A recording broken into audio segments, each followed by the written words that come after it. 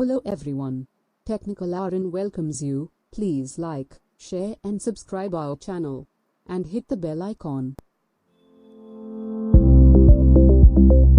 HTML lecture 3.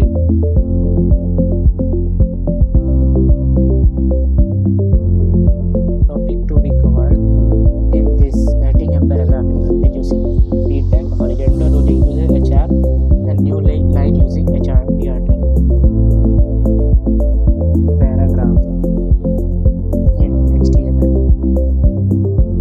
A paragraph can be written in HTML very simply with the help of paragraph tag in HTML, which is written in this format. आप समझ रहे होंगे कि paragraph हम लोग बहुत simply लिख सकते हैं फीड टैग की मदद से पैराग्राफ को इंसर्ट करने के लिए HTML में, जिसका ये एक एग्जांपल है जो मैंने नोटपैड पे किया है, आप भी इसमें कर सकते हैं। और अब हॉरिजॉन्टल रूलिंग देखते हैं। ये टैग जो होता है ये डिवाइड आउट, ये हमारे वेब पेज को सेगमेंट्स में डिवाइड करने के लिए यूज़ होता है हॉरिजॉन्टल रूलिंग के हेल्प से। इसके लिए हम HR टैग का यूज़ करते हैं। ये एम्प्टी टैग होता है, इसको क्लोजिंग टैग की ज़रूरत नहीं पड़ती क्योंकि ये एम्प्टी टैग होता है।